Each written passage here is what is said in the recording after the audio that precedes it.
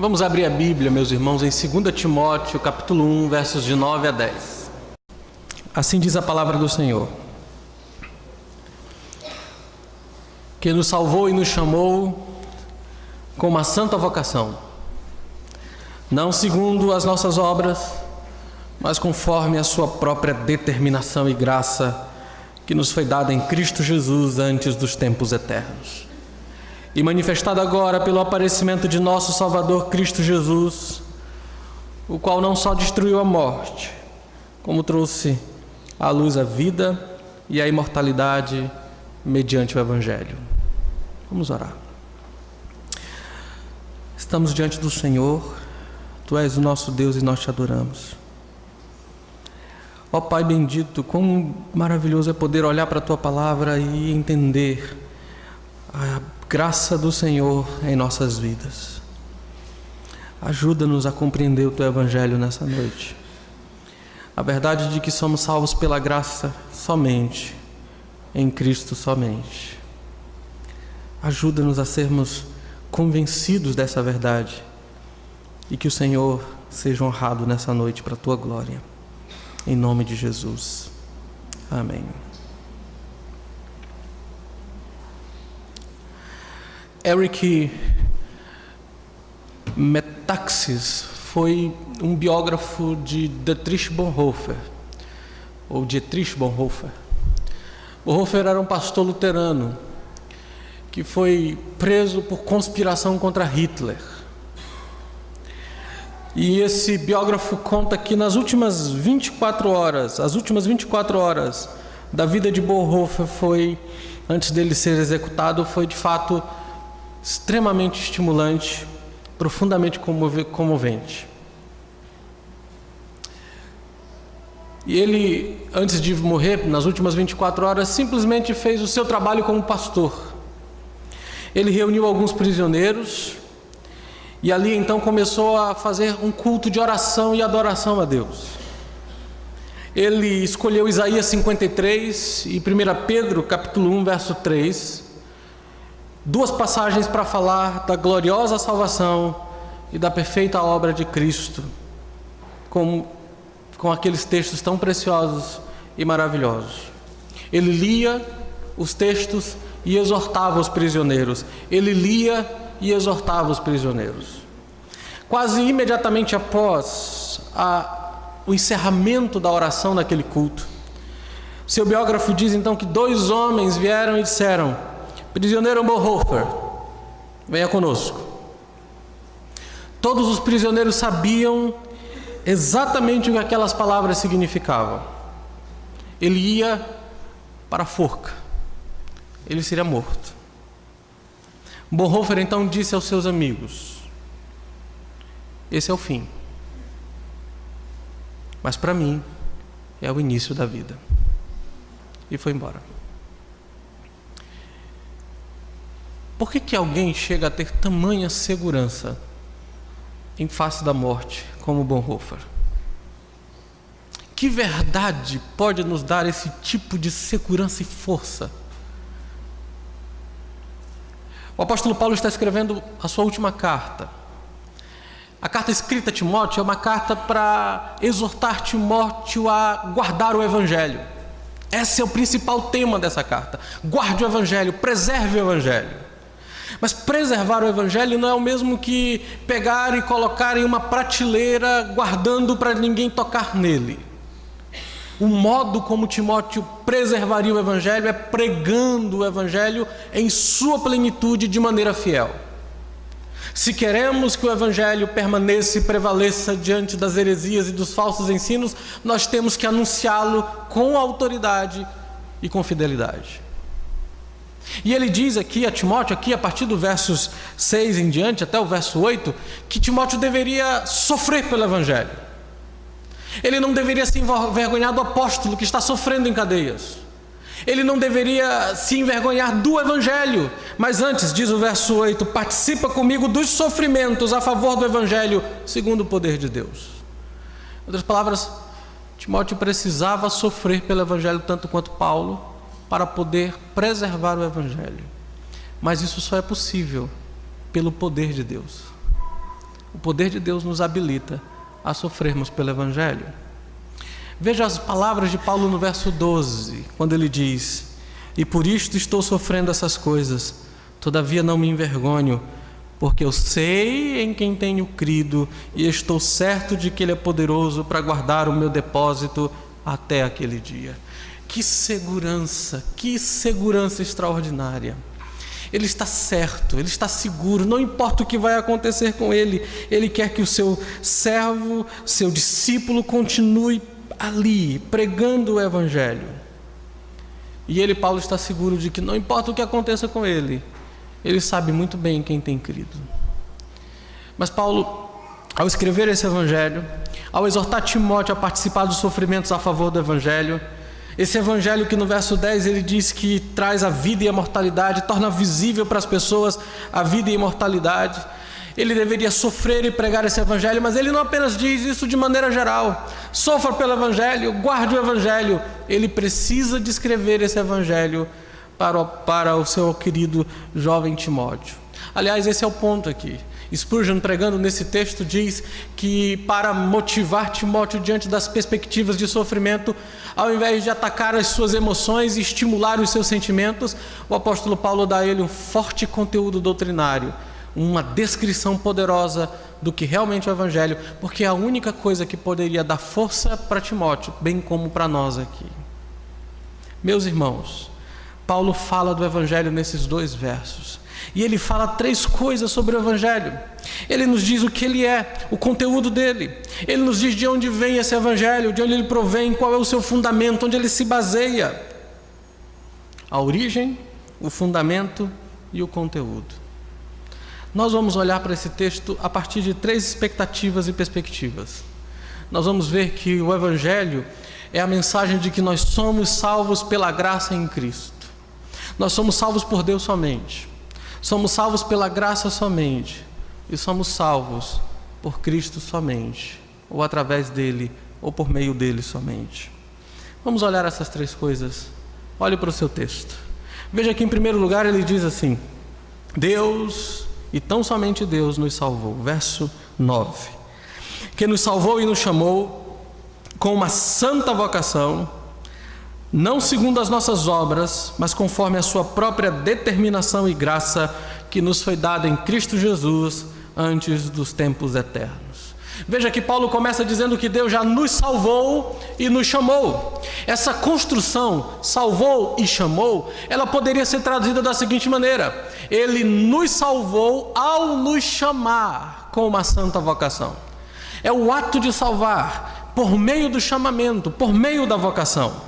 O apóstolo Paulo estaria dizendo isso. A salvação aconteceu por meio desse chamado extraordinário.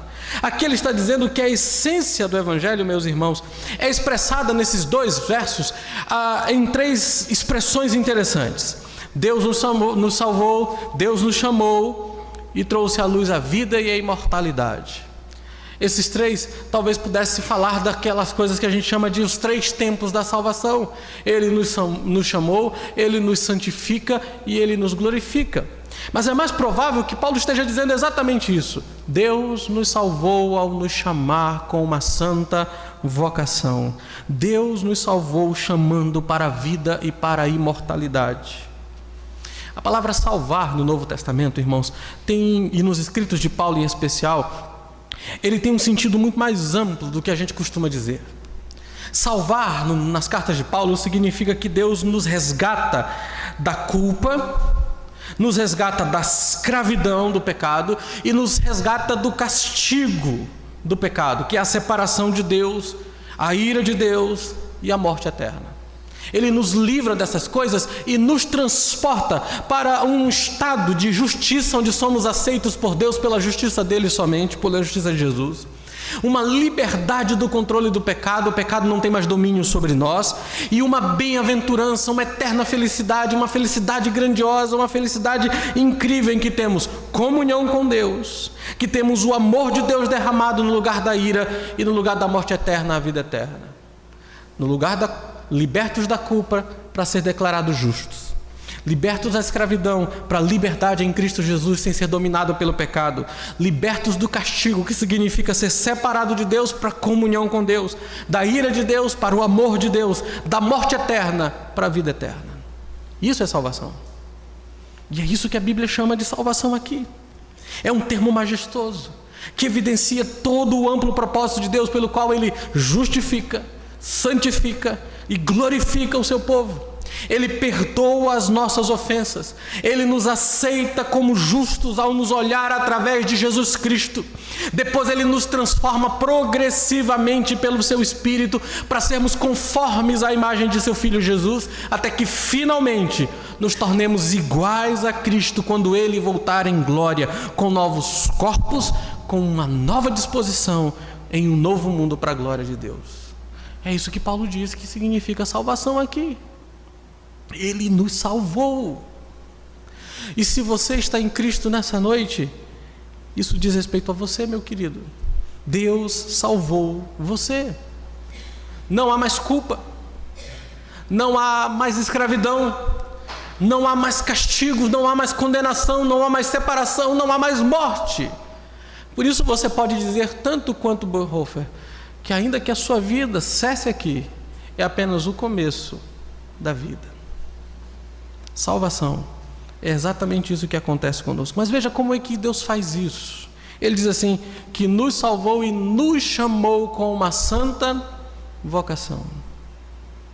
Na Bíblia, meus irmãos, vocação é usada de duas maneiras. Por exemplo, lá em Mateus, o Senhor Jesus diz assim: muitos são chamados, mas poucos escolhidos. Existe um chamado que a Bíblia e que nós costumamos defini-lo de chamado geral. Pela pregação do Evangelho, Deus convida todos os que ouvem o Evangelho a crerem no Evangelho, a confiarem no Evangelho. Como o Senhor Jesus diz: vinde a mim todos os que estáis cansados e sobrecarregados. Ou como o apóstolo Paulo diz em Atos 17, agora ele anuncia a todos os homens, em todos os lugares, que se arrependam. É um convite geral. Por meio do Evangelho, convidamos todos, sem exceção, a vir a Cristo, a crer em Jesus, a confiar em Jesus.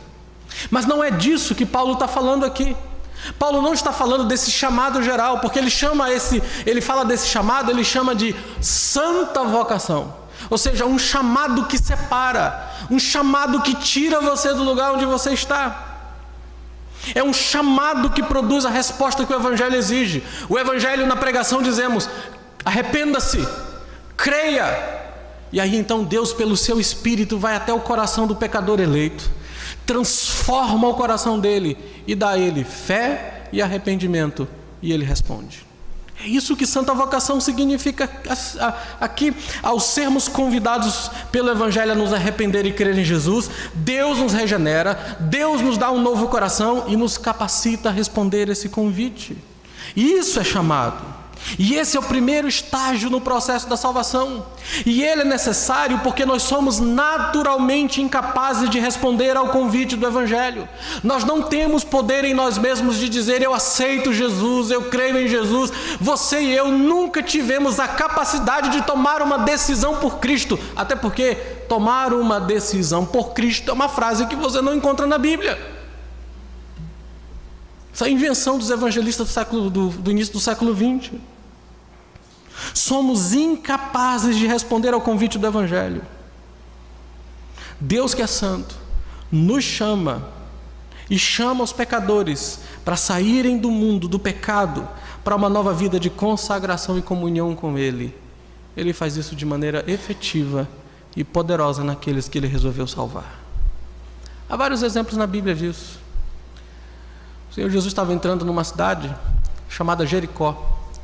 Lá tinha um jovem, ou um senhor, chamado Zaqueu. Vocês lembram da música? Como Zaqueu, quero subir o mais alto que eu puder. Isso é que dá a fazer música ao ler o texto apenas uma vez. Dá nisso. O texto diz que Zaqueu era chefe dos publicanos e rico. Então ele era um homem corrupto. Porque um publicano, ele pagava ao Império Romano o direito de cobrar imposto. Como é que você vai lucrar quando você paga para trabalhar? você vai ter que ser desonesto, cobrar mais do que devia. Só que ele não é só publicano, ele é chefe dos publicanos. E o texto diz, e muito rico. Portanto, era um homem corrupto, desonesto. E o Deus do seu coração era o dinheiro. O texto diz que Jesus estava entrando na cidade de Jericó, Lucas capítulo 10, Lucas capítulo 20. E quando ele está entrando na cidade de Jericó, o texto diz por 2 vezes que Zaqueu queria ver quem é Jesus. Vocês lembram disso?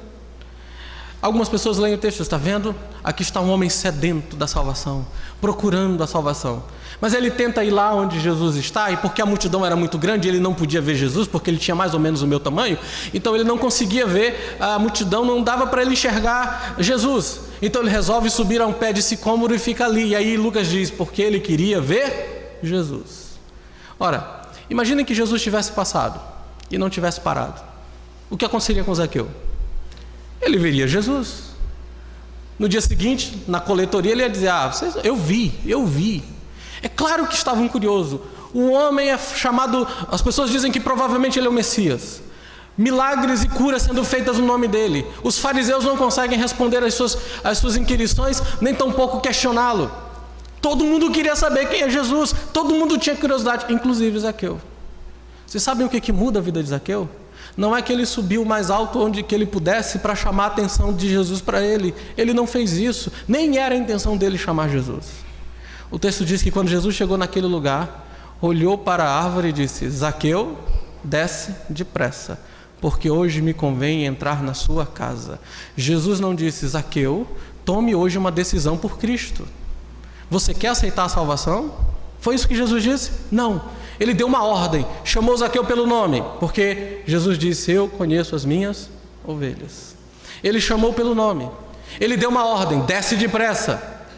E disse o que iria acontecer, hoje convém entrar na tua casa. E foi isso que transformou Zaqueu. Isso é um chamado efetivo. Esse é um chamado poderoso. Deus vai diretamente naqueles que ele resolve salvar e chama poderosamente. Há um outro exemplo bíblico disso. Lá está Lázaro morto. Lázaro morto 4 dias. 4 dias para um judeu significa que eles acreditavam que até o 3º um homem podia ressuscitar, mas ao 4º não. O texto diz então que as irmãs de Lázaro diziam, ele já está fedendo, porque Jesus disse para elas, tirem a pedra, né? E ele mandou tirar a pedra, não é porque, como diz um pregador, o que é possível para a gente fazer, Deus não faz. Não é isso não, é simplesmente porque tinha que tirar a pedra. O pobre coitado ia sair de lá como? Tem que tirar a pedra. E aí Jesus diz a um morto de 4 dias, já fedendo, o seguinte, Lázaro, vem para fora. É uma ordem, não é um convite. Lázaro, você quer tomar uma decisão por Cristo? Não, Lázaro, vem para fora. Só que quem deu essa ordem é chamado em João capítulo 1 de o Verbo, a palavra de Deus. E a palavra de Deus é viva. E quando Jesus diz, ele produz vida. Quando ele deu a ordem para Lázaro, ele produziu em Lázaro a vida necessária para ele obedecer a ordem. E o texto diz que ele começou a sair do túmulo. Aquilo é uma ilustração clara do que Deus faz com pecadores. Quando ele dá a ordem para um pecador, arrependa-se, creia. A mesma ordem é acompanhada pelo poder do Espírito para produzir no homem morto a vida espiritual necessária para que ele creia. Isso é chamado, meus irmãos. É por isso que Jesus disse que há alguns que são escolhidos. No chamado geral, algumas pessoas são chamadas de maneira pessoal e direta. É assim que Deus salva pessoas. E foi assim que Deus salvou você, meu querido. A diferença entre você que crê essa noite e alguém que não crê, não é porque você foi mais esperto, mais habilidoso, ou usou o que as pessoas chamam aí de livre-arbítrio. Não, você não tem livre-arbítrio. Um homem escravizado do pecado, dominado pelo pecado, incapaz de se voltar para Deus. Quando alguém responde o Evangelho, a única razão por trás dessa é Deus chamou essa pessoa pelo seu poder. E quando o poder de Deus é exercido em alguém, essa pessoa é salva, meus queridos. Agora o texto diz que é uma santa vocação. Ele nos chamou para pertencer a Ele. Deus é um Deus santo que chama cristãos para fora do mundo para viverem uma vida de consagração com Ele. Isso significa, meus irmãos, que a gente tem que aprender que a salvação é muito além do perdão dos pecados, da libertação da condenação do pecado. A salvação é uma entrada de bem-aventurança, é uma entrada na bem-aventurança da comunhão com Deus.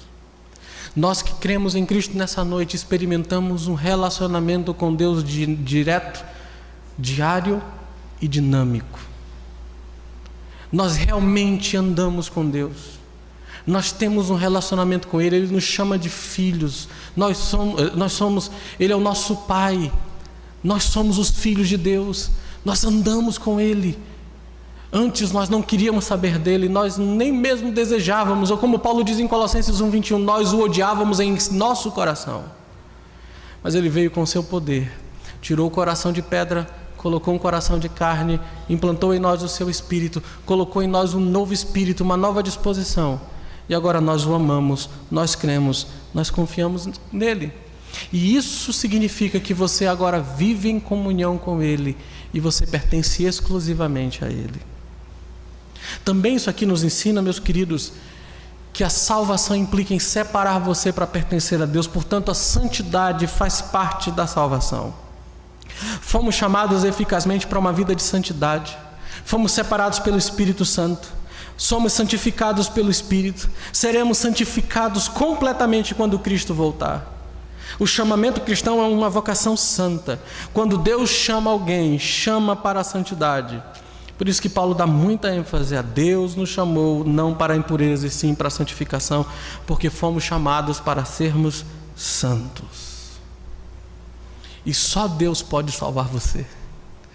Sem o chamado de Deus, as pessoas estão perdidas. Sem essa vocação de Deus, essa santa vocação, ninguém crerá, ninguém será salvo. Pense nisso. Que verdade incrível, né? Seus olhos estavam cegos. Tem um hino que diz assim, né? Ó, quão cego eu andei e perdido vaguei, longe, longe do meu Salvador.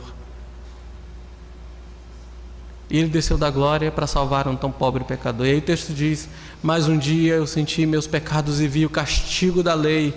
Bem depressa fugi e em Jesus me escondi. E abrigo seguro nele achei. Há um outro hino que diz assim, amavas-me, Senhor, quando o Espírito produziu em mim, no meu coração, fé. Lembram desse hino? A gente quase não canta esse hino aqui, né? Amavas-me, Senhor, também, quando imolado por mim morreu na cruz o meigo Salvador, o Santo de Israel, o meu Senhor amado. E aí depois diz, amava-me, Senhor, também quando em meu peito irrompeu a luz. E aí nós cremos nele. É um hino que nós cantamos aqui. Cremos em Jesus porque Deus nos chamou para crer em Jesus. Nos arrependemos dos nossos pecados porque Deus nos chamou. A salvação é totalmente de Deus. Nós não contribuímos com nada e isso fica claro na segunda verdade do verso 9. Deus nos salva pela graça somente. Veja o que ele diz. Não segundo as nossas obras, mas conforme a sua própria determinação e graça que nos foi dada em Cristo antes dos tempos eternos. O pastor John Stott, expondo esse texto, ele diz assim, se quiséssemos acompanhar o manancial da salvação até a sua origem, deveríamos então voltar atrás, através do tempo, em direção à eternidade do passado, ou à eternidade passada. Em outras palavras, para deixar claro que tudo vem de Deus, Paulo acrescenta algumas informações incríveis aqui no texto. Primeiro ele diz que a nossa salvação é baseada na determinação de Deus. Ele diz, não segundo as nossas obras, ou seja, em virtude de qualquer coisa que tenhamos feito, mas segundo a sua determinação e graça. Essa expressão, determinação e graça, poderia ser traduzida assim, segundo o seu propósito e graça, ou melhor, sua determinação de nos dar a sua graça, seu propósito de nos salvar, fundamentado exclusivamente em sua graça. O que Paulo está dizendo é que a nossa salvação é fruto da vontade de Deus. Ele resolveu nos salvar. Sua graça nos foi dada. Nós não conquistamos essa graça. Não são os nossos sacrifícios que conquistam o favor de Deus. Nós não tocamos o seu coração com coisas que fazemos. É porque Ele quis. Essa semana em comemorações à Alma Santa, que é padroeira do Brasil, eu vi várias reportagens e as pessoas costumavam dizer que estavam indo lá agradecer porque alcançaram uma graça. O seu sacrifício de gratidão por uma graça que lhe foi dada. Acontece que a graça para eles foi dada através de um ídolo, de alguém que não concede graça. Aliás, esse é um problema. A versão latina da Bíblia, a chamada Vulgata, traduziu lá Lucas, quando o anjo diz assim, salve a agraciada para Maria, a versão latina traduziu cheia de graça. Por isso vocês sabem que aquelas orações que a gente aprendeu, alguns que fizeram catequese aprenderam, né?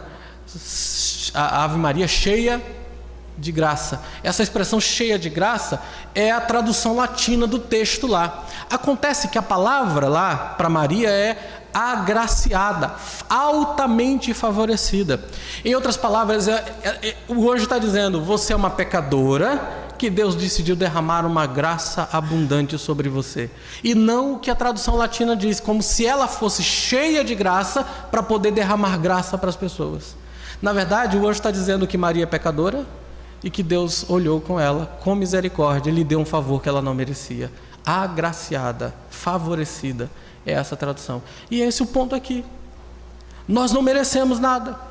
Vem pela pura graça de Deus, vem pela bondade de Deus, vem pela misericórdia de Deus. Nós não fazemos sacrifícios para que Deus nos dê alguma coisa. É graça, favor, bondade, misericórdia. Porque nós não somos bons por natureza, nós somos maus, nós somos pecadores. Somos tão pecadores, irmãos, sem Cristo Jesus, que até as coisas boas que nós fazemos ofendem a Deus. Até as chamadas boas obras que praticamos sem Cristo, sem a graça de Jesus, são ofensivas ao Deus Santo. Isso é terrível. Os trapos de imundícia que constituem a nossa justiça diante dos olhos de Deus por causa dos nossos pecados. Mas o que Paulo está dizendo é que se você quer entender por que você foi salvo, a palavra por trás é essa: graça. Deus resolveu nos dar sua graça a Ele. Isso parece uma redundância, porque graça já é alguma coisa gratuita. Ele deu a vocês, Ele deu a nós, é por pura graça. Graça, somente graça. Mas Paulo, para mostrar mais ainda que eu e vocês não contribuímos com nada disso, ele diz assim: graça que nos foi dada quando? Antes dos tempos eternos. Ou antes do início do mundo, antes do tempo existir, antes de todos os séculos começarem a existir, antes que o ponteiro do tempo começasse a dar os seus primeiros movimentos, antes que o tempo, como um fluxo corrente contínuo e que não pode ser parado, começasse a dar os seus primeiros passos sem interrupção, antes disso, Deus decidiu nos dar a sua graça. É isso que Paulo está dizendo aqui. É a mesma coisa de antes da fundação do mundo. Antes que o mundo existisse, antes que o mundo fosse criado, antes que os seres racionais fossem criados, antes que até mesmo os anjos, os seres perfeitos de luz que vivem na presença de Deus, os querubins, os serafins, antes que eles pudessem entoar seu primeiro cântico, antes mesmo que eles existissem. É isso que ele está dizendo. Antes dos tempos eternos. Paulo enfatiza que a salvação é inteiramente pela graça, ao afirmar que foi antes de tudo. Paulo diz que essa graça nos foi dada antes. A fonte da nossa salvação não são as nossas próprias obras, visto que Deus nos deu a sua própria graça em Cristo antes que praticássemos qualquer boas obras, antes de termos nascido e de termos podido fazer quaisquer obras meritórias, antes mesmo da história, antes do tempo, na eternidade, antes do início do mundo, antes do tempo existir. Em Romanos capítulo 9, o apóstolo Paulo diz assim, e não somente ela, mas também Rebeca, lembra? Gerou no ventre, e aí foi dito a ela, o mais velho servirá ao mais moço. E o texto diz assim, antes que os gêmeos nascessem, antes que tivessem praticado o bem ou o mal, para que o propósito de Deus, segundo a eleição, ficasse firme por aquele que chama, fora dito ao mais velho: o mais velho servirá ao mais moço, como está escrito: amei Jacó, odiei Esaú. Antes mesmo, e sem considerar obras. E isso aqui também significa, e Paulo está ensinando, que o propósito de Deus em nos derramar graça, Deus não levou em consideração nada em nós. Deus não olhou para o corredor do tempo para ver se nós aceitaríamos a sua graça, se nós receberíamos a Cristo, se nós creríamos nele. Deus não considerou nada em nós, nem boas, nem mais obras. Ele exclui tudo isso e resolve nos dar a sua graça. Que verdade extraordinária. Meus queridos, a salvação é exclusivamente devida à graça de Deus e não aos méritos humanos, não às nossas obras realizadas no tempo, mas à determinação que Deus concebeu na eternidade. Como diz o reverendo Ellicott, aquela determinação que não surgiu de algo fora dele, mas que brotou unicamente das profundezas da vontade de Deus. Ou nas palavras do reverendo Simpson: as escolhas do Senhor têm as suas razões imperscrutáveis, mas não se baseiam em nada naqueles que Deus decidiu salvar. O propósito, a determinação, a eleição é um mistério para a mente humana, já que não se pode aspirar a compreender os pensamentos secretos e as decisões da mente de Deus. No entanto, é só uma verdade bíblica extraordinária. Essa verdade, ela desperta uma profunda humildade para nós aqui. Humildade, porque quem é você? Quem sou eu? Quem somos nós para achar que somos alguma coisa? Não somos nada. Não somos melhores que ninguém. Nem por estar na graça agora e desfrutando das bênçãos de Deus, somos melhores que as pessoas, porque o que você tem que não tenha sido dado para você? Eu creio em Jesus, a fé foi Deus que te deu. Eu me arrependi dos pecados, Deus te deu arrependimento. Eu peco, mas eu me arrependo todo dia, Deus quebranta o seu coração e te leva ao arrependimento. Eu jamais abandonarei o Senhor. Se Deus em sua graça não guardar você, jamais permanecerá até o final. Deus te guarda do princípio ao fim. Tudo aquilo que diz respeito à salvação depende de Deus do começo ao fim, meus queridos. Como diz o Dr. Martin Lloyd Jones, é graça no começo, é graça no meio, é graça no fim. É graça o tempo inteiro, somente pela graça, nada mais do que isso. Mas também gratidão, porque você e eu estávamos perdidos, distantes do nosso Senhor, e um dia Ele despertou-nos por sua graça para crer em seu Filho Jesus. E quando você creu, o que aconteceu com você foi o cumprimento no tempo do plano que Ele estabeleceu na eternidade passada. Deus amou você antes do mundo existir, levando a Cristo a crer nele. Exclui todo o orgulho próprio, mas do outro lado também traz paz e segurança, porque nada pode acalmar os nossos temores pela nossa própria estabilidade, como o conhecimento de que a nossa segurança depende, em última análise, não de nós mesmos, mas da própria determinação e graça de Deus. Se alguém argumentar que Deus previu alguma coisa, Paulo deixa claro que tudo é baseado na vontade de Deus. Veja que diz assim: segundo a sua própria determinação de nos dar graça. É a vontade de Deus. Foi porque Ele quis. E qualquer pregação que conceda alguma parcela da participação na salvação ao homem, não é a pregação das Escrituras.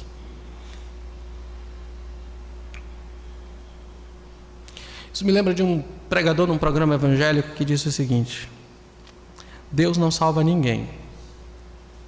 Ele simplesmente possibilita que qualquer pessoa salve-se a si mesmo. Isso é um pregador evangélico.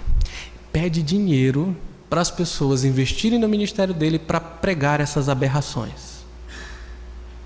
Isso não é evangelho. Não é. Não é evangelho.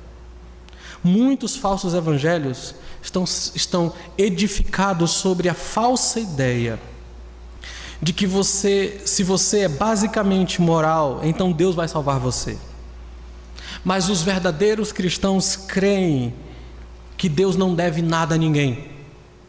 Nós merecemos juízo porque nós somos pecadores.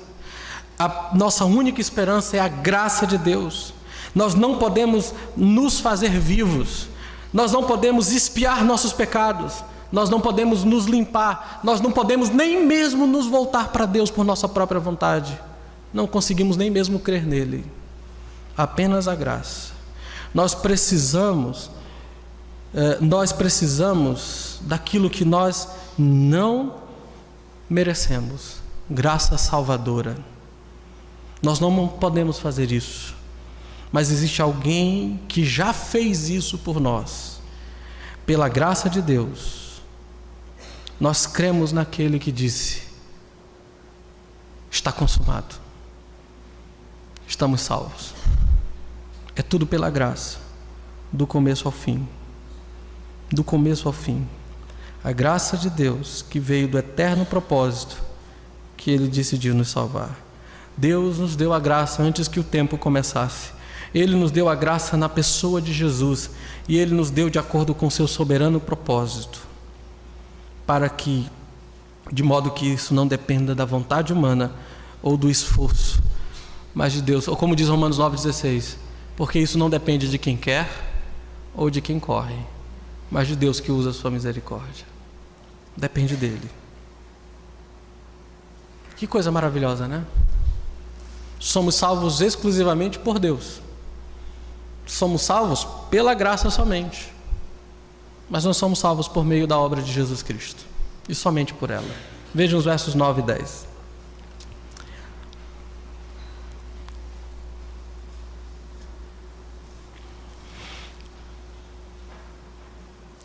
Antes dos tempos eternos e manifestada agora pelo aparecimento de nosso Salvador, Cristo Jesus, o qual não somente destruiu a morte, como trouxe à luz a vida e a imortalidade mediante o Evangelho. Meus irmãos, Jesus é o único mediador que transmite a graça de Deus aos homens.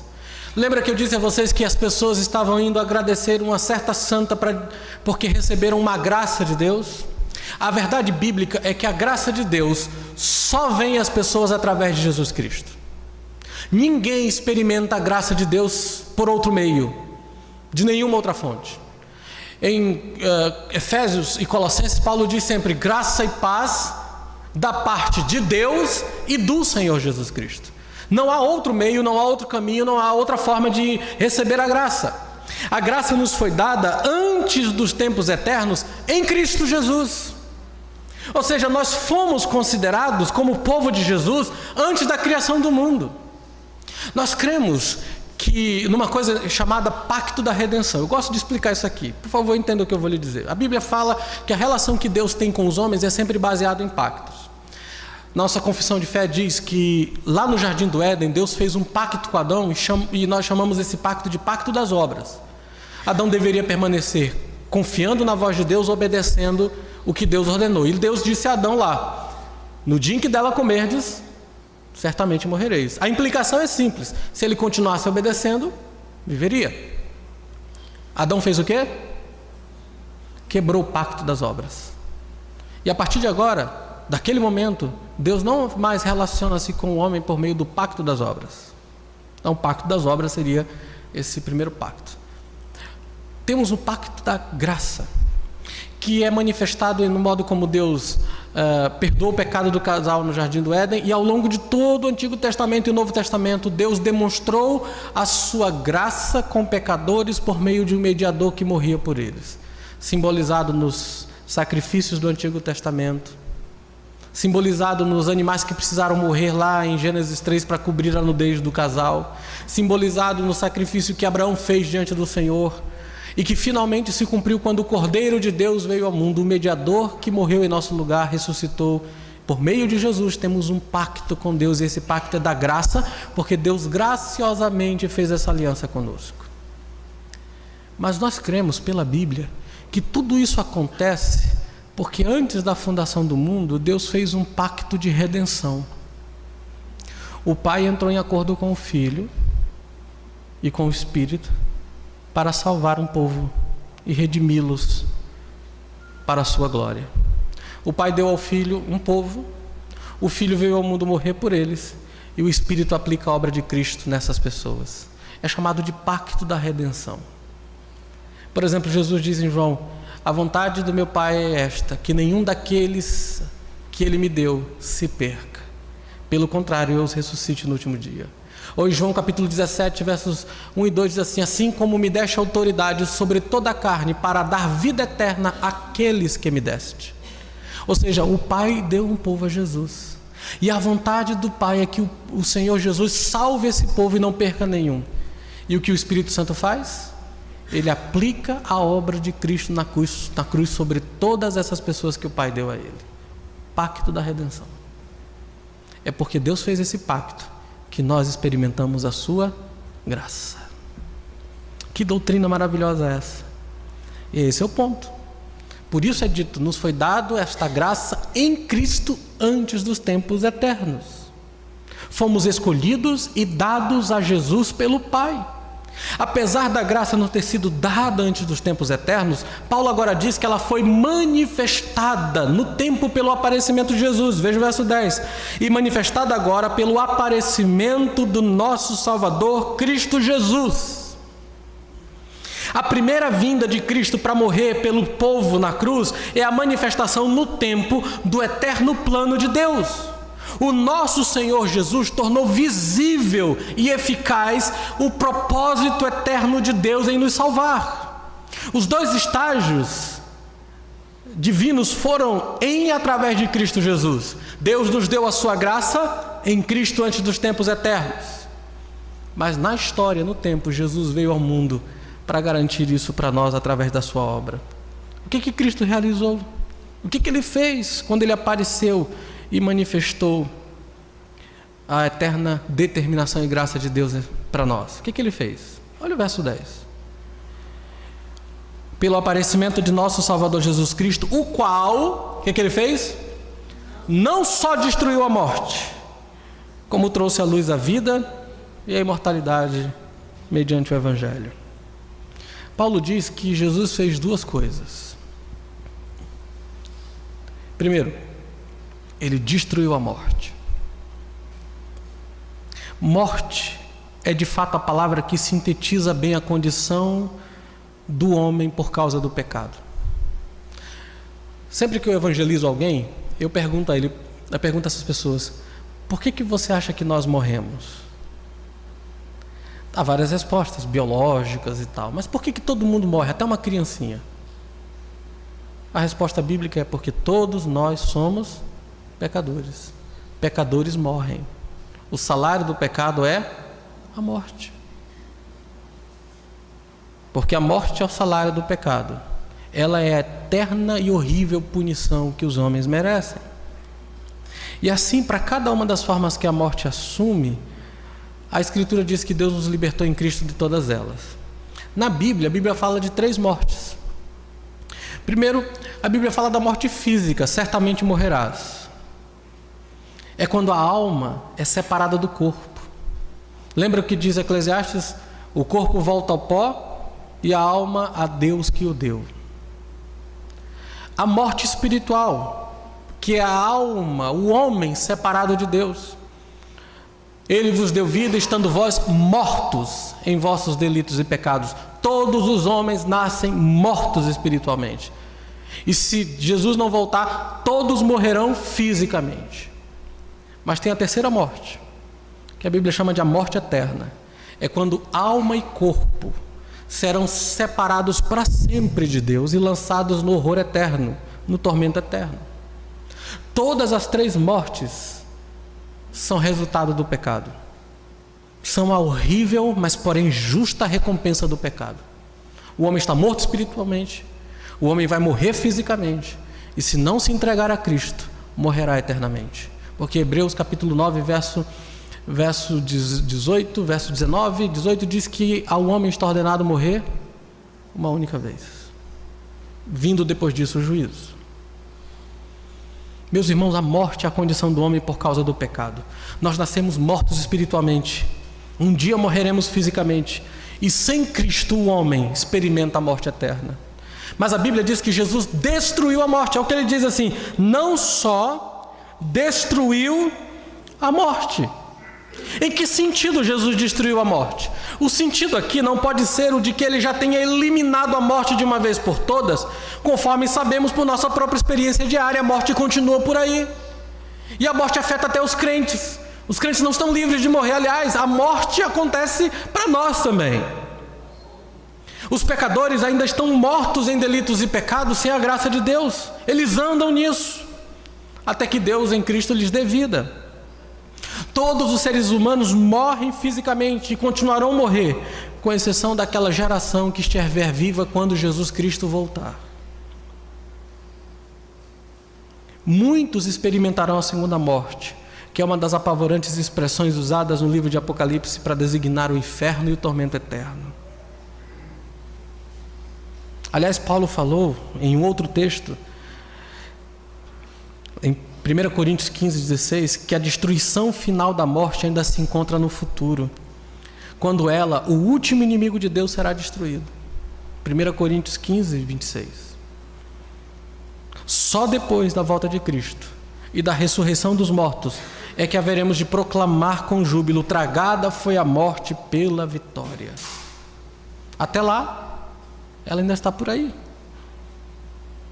Então o que Paulo quer dizer com ele destruiu a morte?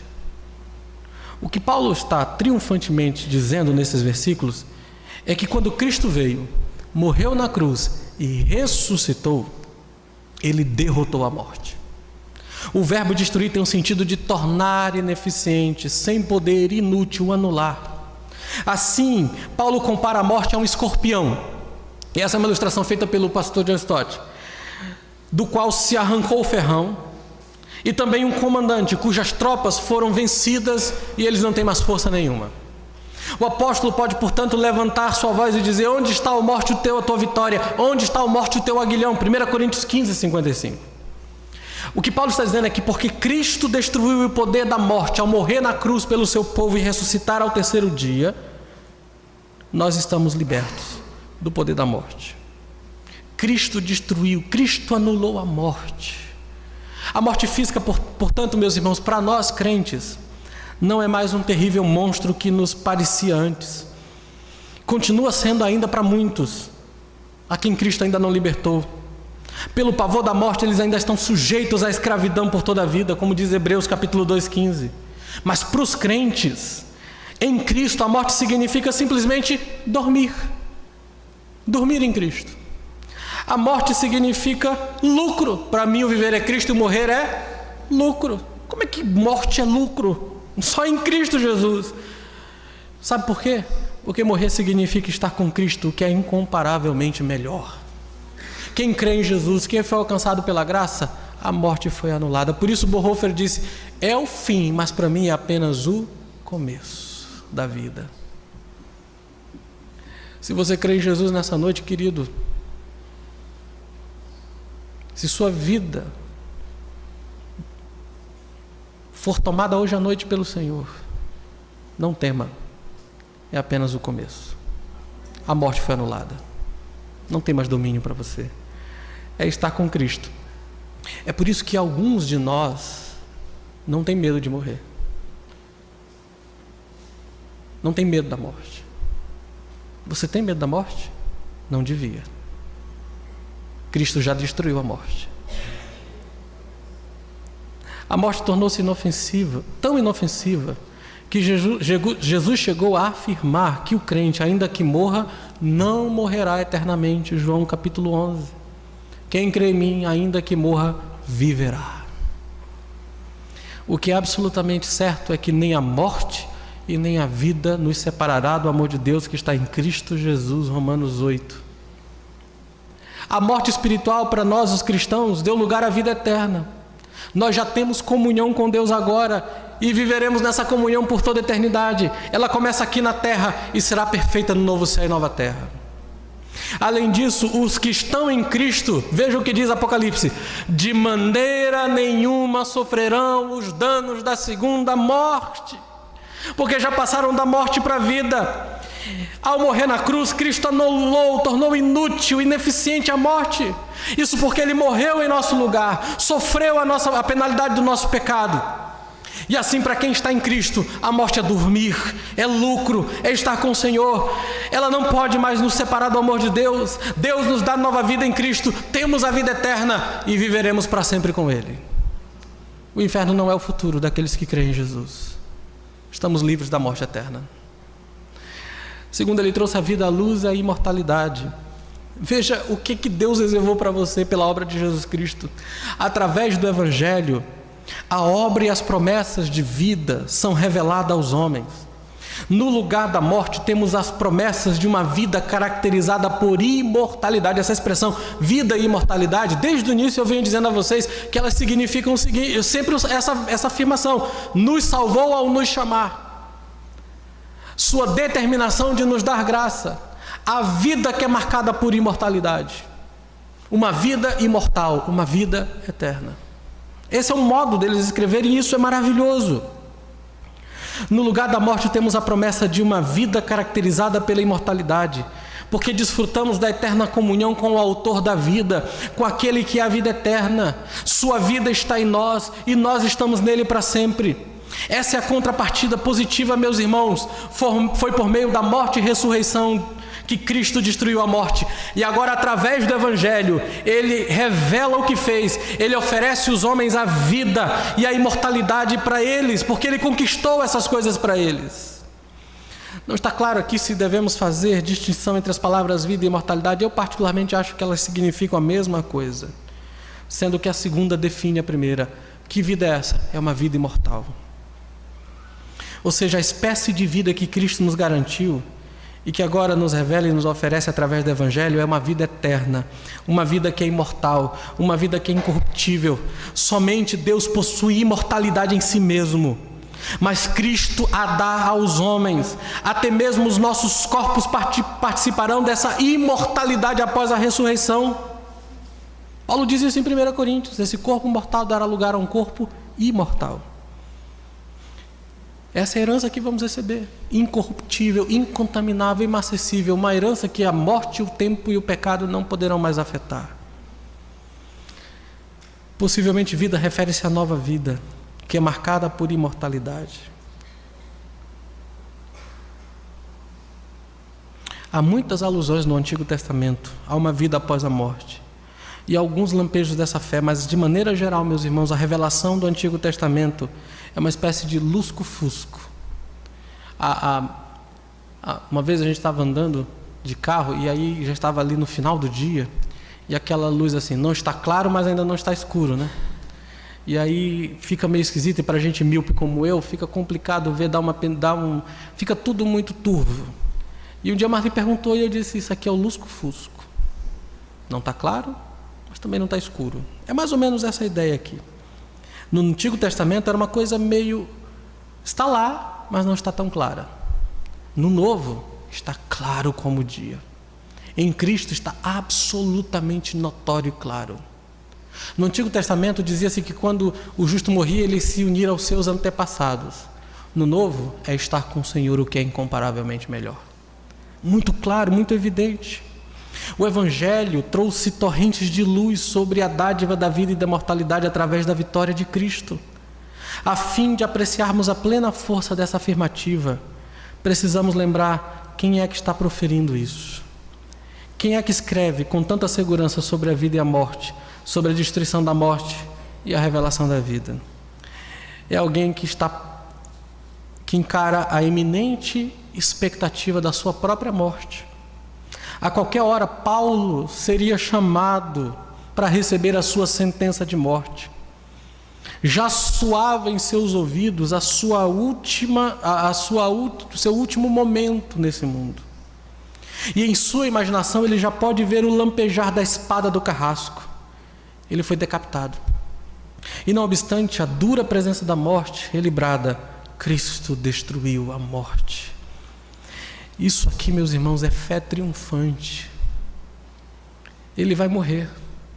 Um carrasco vai decapitar sua cabeça. E ele diz: ele destruiu a morte. Como nós suspiramos e anelamos que a igreja dos nossos dias recupere a sua esperança na vitória de Jesus. Uma igreja que vive falando o tempo inteiro de vitória, vitória, vitória, vitória, não entendeu ainda o que é vitória. A vitória de Jesus Cristo, que é proclamada por meio das boas novas a este mundo, para a qual a morte continua sendo a palavra proibida para muita gente. Na igreja, não gosto de falar de morte, pastor. Eu sinto muito, mas a morte está aí o tempo inteiro, você tem que falar no assunto. Mas para um crente, você não tem que ter medo da morte. Como é que eu posso não ter medo da morte, pastor? Alimente o seu coração com o Evangelho. Passe mais tempo lendo a Bíblia. Passe mais tempo pensando no que Cristo fez por você.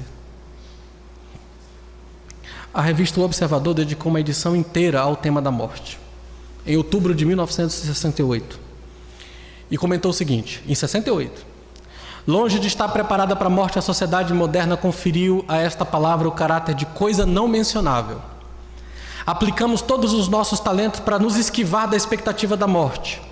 E quando a hora chega, reagimos de qualquer forma ou com excessiva trivialidade.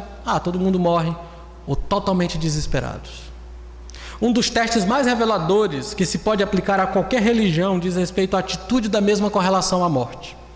Avaliada por esse teste, muito cristianismo por aí é achado em falta, com suas roupagens pretas, com seus cânticos plangentes e suas missas de requiem, tristes e fúnebres. É claro que morrer pode ser muito desagradável, e a perda de um ente amado pode trazer amarga tristeza, sem dúvida alguma. Mas a própria morte foi derrotada, e bem-aventurados, felizes, são os mortos que desde agora morrem no Senhor. Apocalipse 14, 13. O epitáfio adequado para um crente em Cristo não é uma certa petição dizendo descanse em paz, como eles colocam nos Estados Unidos, né? R.I.P. Descanse em paz. Mas a firme e jubilosa afirmação: Cristo venceu a morte. Acabou. É isso. No lugar da morte, um senso de vitória. Um senso de vitória. Conta essa história de dois homens que estavam prestes a morrer por causa de sua fé. Era ele e a família. Estava a esposa e os filhos. Eles seriam fuzilados. No desespero, seu filho corre fugindo para o mato. O pai então grita em voz alta o nome dele e chama-o de volta. Repreende-o e coloca ele do lado. E enquanto ele chora, ele diz: não tenha medo, mais alguns minutos estaremos com o Senhor. A morte foi vencida, irmãos. Não tenha medo. Esse é o Evangelho. Essas são as boas novas. A salvação que nos é oferecida pelo Evangelho, da qual nos apropriamos em Cristo, caracteriza-se pela recriação e transformação do homem na santidade de Cristo. A origem da salvação é o eterno propósito de Deus. O fundamento é o aparecimento histórico e a destruição da morte por Jesus Cristo. Juntando essas grandes verdades, podemos encontrar 5 coisas importantes sobre a salvação de Deus. Ele nos deu antes da fundação do mundo. Ele nos oferece em Cristo Jesus. Jesus aparece e morre por nós. Através da sua morte e ressurreição, ele vence a morte e o pecado. Ele convida as pessoas a crerem, mas por meio da pregação ele chama as pessoas. Ele santifica essas pessoas pelo Espírito Santo. E a etapa final é a perfeição celestial final, quando tudo estiver consumado. A extensão do propósito de Deus é realmente sublime. Paulo diz: da eternidade passada para a eternidade futura, passando pela história em que Cristo veio ao mundo, culminando no cristão que tem seu destino final com Cristo e a semelhança de Cristo numa imortalidade futura. Não é realmente maravilhoso, meus irmãos, que mesmo estando o corpo de Paulo confinado a espaços apertados de uma cela subterrânea suja e nojenta, o seu coração e a sua mente possam levar-se até a eternidade? Meus irmãos, se nossas mentes não estiverem cheias do conteúdo de Cristo e da sua obra, se não anunciamos Cristo e esse crucificado às pessoas e a nós mesmos, se não exaltamos a sua glória, seu poder e sua beleza, não estamos entendendo e pregando o Evangelho, e lançamos as pessoas e a nós mesmos na ignorância e superstição. É por essa mensagem que somos convidados a sofrer, se necessário for. E é essa mensagem que devemos pregar para nós mesmos todos os dias. Deus nos salva pela graça somente, em Cristo somente, para a glória dele somente. Vamos orar. Pai, em nome de Jesus Cristo, obrigado, Pai bendito e maravilhoso, por essa noite em tua presença, por esse evangelho glorioso e perfeito, por essa mensagem incrível e poderosa, de que somos salvos por ti, ó Pai. Nós não nos salvamos, não temos o poder para fazê-lo, estamos perdidos. O Senhor nos chamou de maneira eficaz e poderosa para crermos em teu Filho. Nós não nos salvamos, mas Cristo morreu por nós para nos libertar da morte, da destruição. Tudo porque antes do mundo existir, o Senhor decidiu nos dar a tua graça. Te louvamos e te agradecemos, exaltamos o teu nome em Cristo Jesus. Amém.